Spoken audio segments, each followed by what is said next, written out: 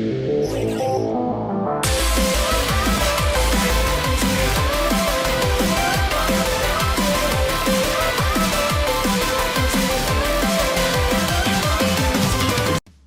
Ash from Imaginary Goddess. Back today doing another deck profile. I actually thought this was already on the channel, but when I looked over it, surprisingly it wasn't. So today I'll be doing a Messiah deck profile. This is the new build with Excelics. I actually didn't play Messiah before Excelics came out, so I don't really know what the old build really kind of looks like. I guess I could have a good idea, but so it is with the new GBT05 support, which is the latest as of today, as far as I know. So yeah, nice Excelics sleeve there. So I guess I'm going to start off here, of course, with the starter.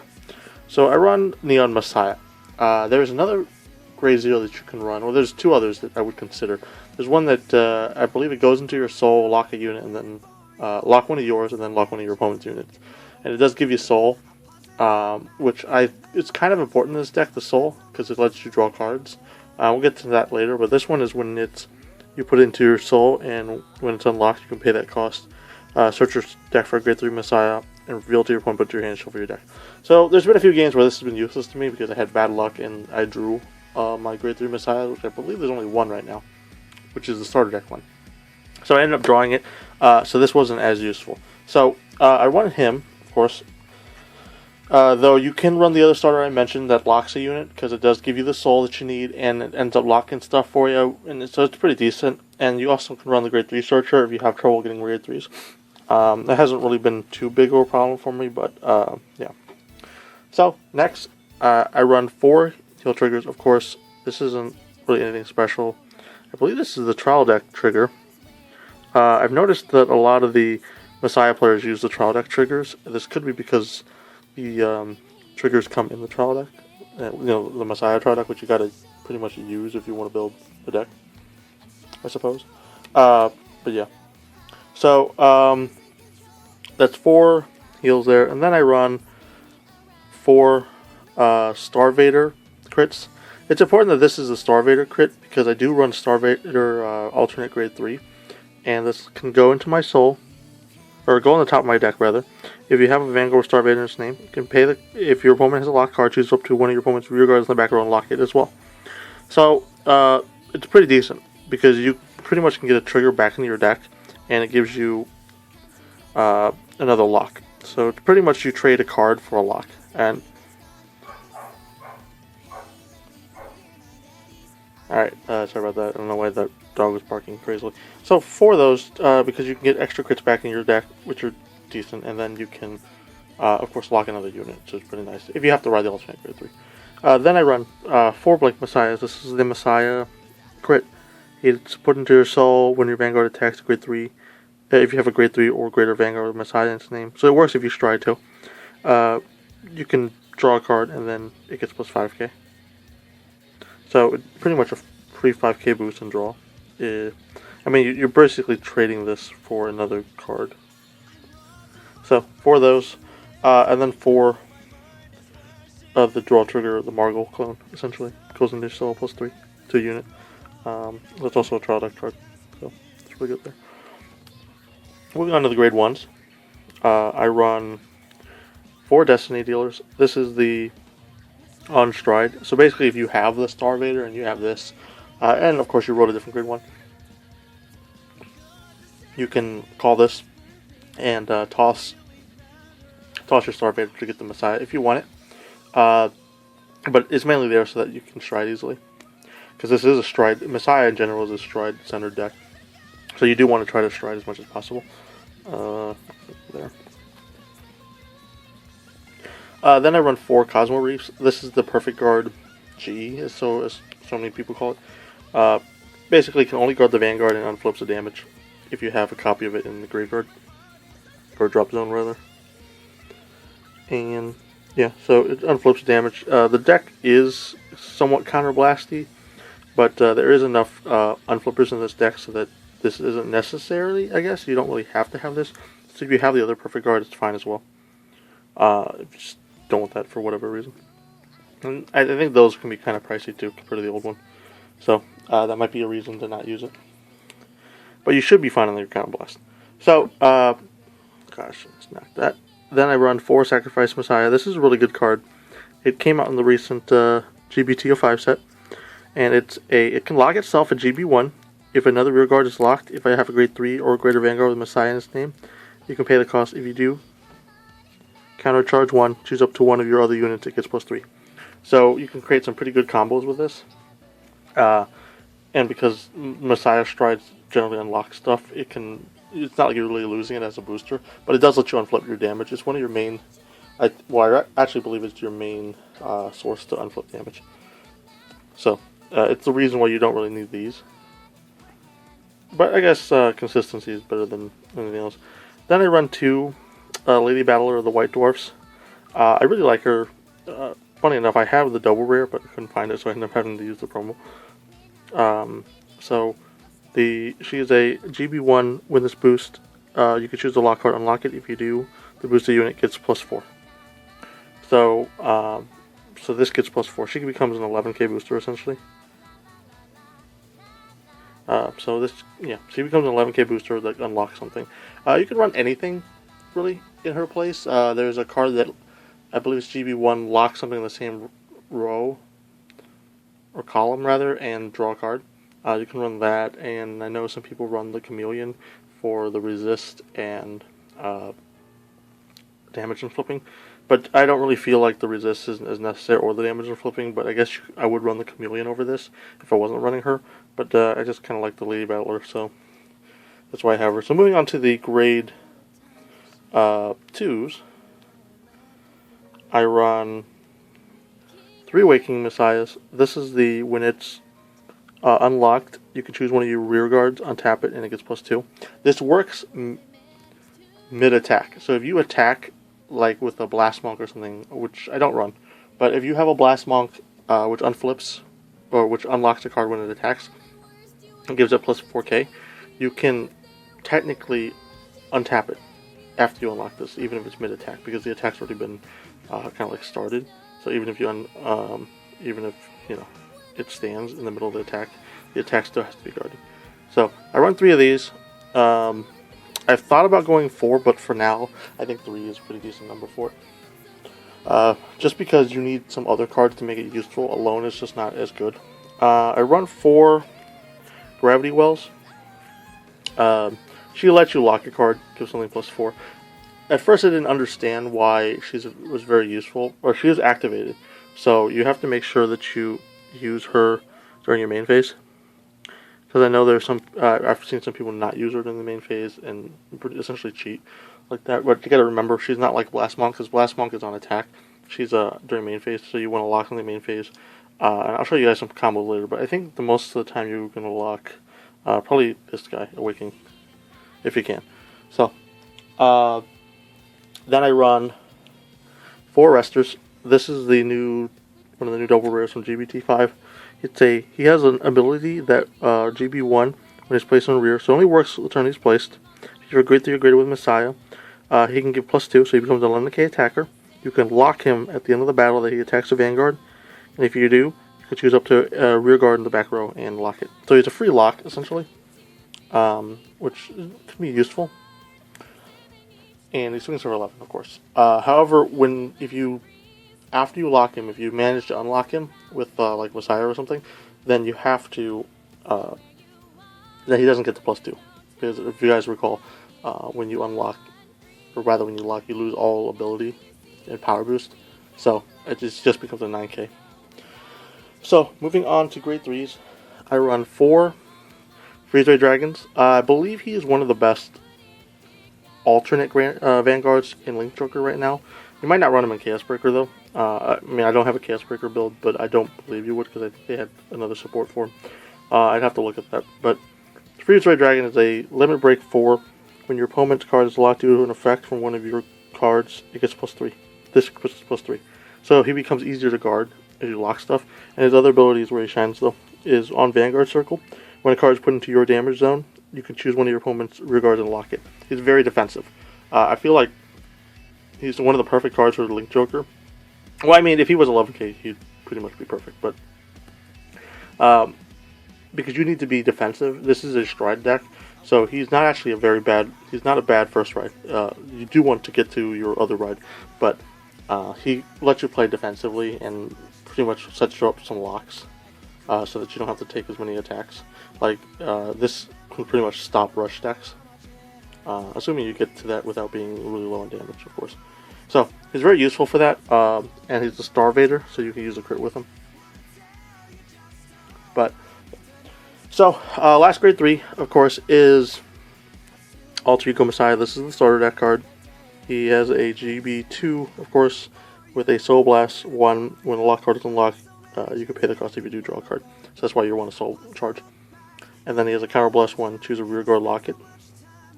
And when you stride, you can pay the cost if you do block an opponent's Rearguard.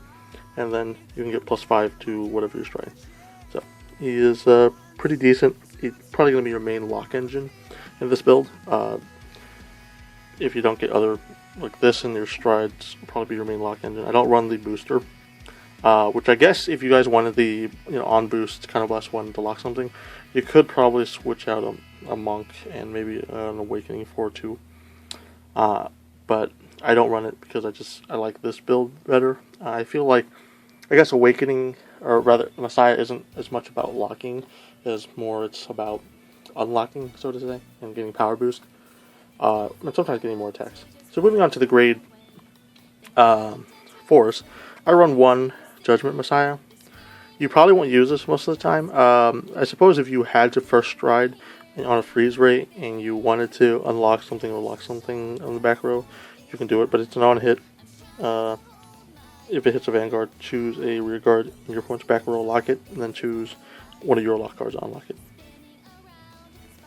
Alright, no, choose any lock card. We'll unlock it. So, I suppose he's decent for some situations.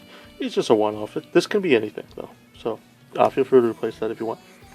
Then I run 2 big crunches. This probably the best grade 4 Link Joker right now, I believe anyway. It's Counter Blast 1, flip itself, and you're basically Omega Lock a column.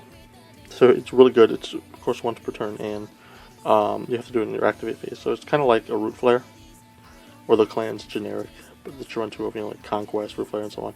So you do run 2 of them. Which you could, I guess you could play around and make it 4 if you really wanted more of those, but this is more Messiah-centric, so no. I run 3 Amnesty Messiahs. So he's a Counter Blast 1. When this unit attacks a Vanguard, you can pay the cost. If you do, choose any number of lock cards, unlock them, and it gets +3k for each unit unlocked, and then gets a crit if it's 3 or more. So you can unlock any number of things you want. This pretty much counters a lot of Link Joker decks. I think most Link Joker decks run at least one of him anyway, for that instance. But he's really useful. You can set up some power plays to hopefully take down guard with it. So, it's 3 of those. Then I run 2 Excelics. So this is the new GR from GB205. Not as good, I don't think, but just because it requires a lot of setup. But it's kind of like Doomed, but not as bad. So you can Counter Blast 1, choose an Amnesty, flip it up. So you would probably stride this first if you were trying to go for Excelics plays, and then second stride turn, of course, Excelics, flip 1 over, and then you can Excelics again. But you can flip a copy of the Amnesty, and then when it attacks the Vanguard, if you have a face-up card named Amnesty in G-Zone, choose any number of lock cards and unlock them. All of your units with unlocked with this effect get +3, so you give your field +3 if you unlocked a lot of stuff.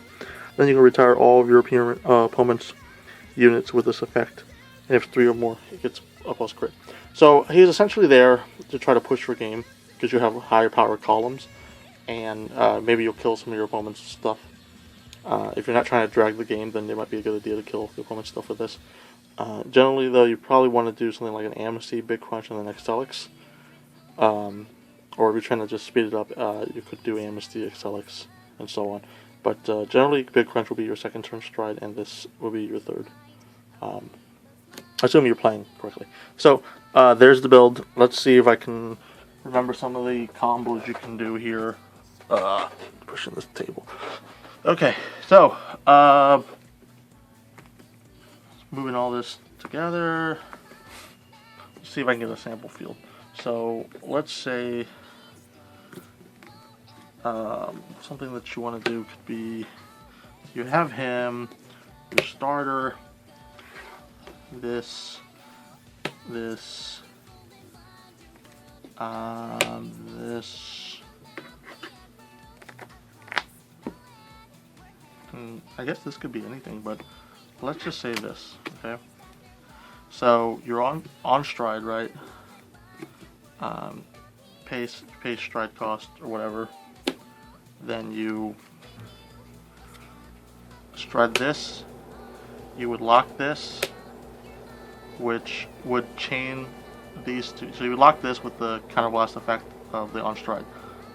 So then you would lock this, then give this +3. Give this +3, and then because these two are locking, and then you'd countercharge 2, and then you would use this effect to lock this. So give it +4. So right now this is a +10. Swings 19. Attack with Amnesty. Untap. So unflip these. This would go on soul. Find your grade 3 in hand, so you can stride again next turn. And this what gets +9. So 40. Swings 40. And when this untaps, this flips and gives it +2. So now it's +12. So this is a 21 +7. It's 28. And this is 16. And then of course you still have your 3 trigger checks. So this is a pretty decent combo that you would kind of do. And this is why you would use this effect, because you can pretty much lock. You need stuff to be able to lock other stuff, essentially.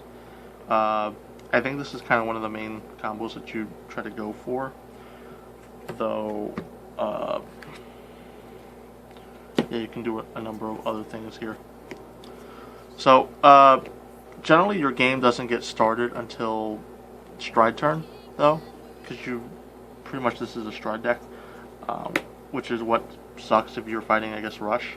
And this is why you have freeze ray. So if you're going first and you can ride either of these, it might be a good idea to ride that, or you can try to sit on this and hopefully not die, take some damage, and then use this to stride. But this isn't a terrible ride if you have to do it, because it keeps you kind of defensive, like helps you live longer, assuming you didn't take a lot of damage. I think a lot of this deck's weakness is the early game, because I think Link Joker, if you can push to late game with Link Joker, you can control this the game pretty well, because between this and all the locks you're doing, because you gotta remember that if you're riding this, right, and you got a big soul, then you're gonna stride every turn that you can, right? So that's gonna lock one enemy unit in the front row, hopefully, and then you can do other stuff like probably something like Big Crunch and whatnot, so that you can lock the other column. But essentially, you're not going to be taking full columns, like all 3 columns of damage. So you can play pretty defensively. You just got to survive the first few turns. So that's why that it's really hard if you're getting, if someone's pushing you to game. And I think that's a lot of weaknesses with the G decks in general. So it may not even be a Link Joker thing, but I feel like you get to pretty much 4 or 5 damage pretty early, which could be good or bad depending on your playstyle, but and how you draw and whatnot. But in general, this deck performs pretty decently well. I think it's really anti-meta, because it does do well against rush and not. So if you can survive without being killed like grade 2 turn, I think you'll do pretty well, because you just have you'll be able to control the tempo of the game after that. But the really early turns, if they just like forsake everything and just kind of rush you, they have a really good chance of beating you. But if you let it go into starting to mid to late game, I think you can pretty much control the tempo of the game at that point, and it's just why it's really good. Overall, I find the deck pretty fun, but I like to play control and things that draw too. So. But yeah, hopefully this deck profile helps some people. I know that I'm not going through all the combos and whatnot, but I just wanted to go through that one to give you guys an idea about what kind of things you're looking for. But let me know what you guys think. And yeah, it's been Ash from Adrian, guys. Thanks for watching, and I'll catch you all next time.